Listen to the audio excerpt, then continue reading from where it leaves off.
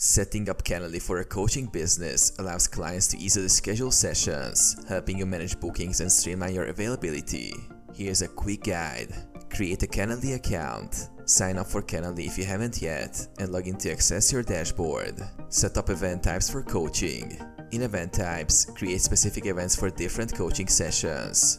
You might create options like introductory session, one-on-one coaching, or follow-up session.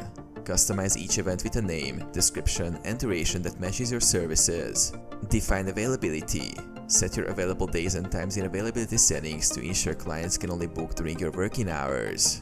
You can also add buffer times between sessions to avoid back-to-back bookings. Add intake questions. Use invitee questions to gather relevant client information before sessions. For example, ask about goals, challenges, or session topics to tailor the coaching experience. Integrate calendar and video tools. Connect Calendly to Google Calendar, Outlook, or Zoom to automatically sync appointments and create virtual meeting links.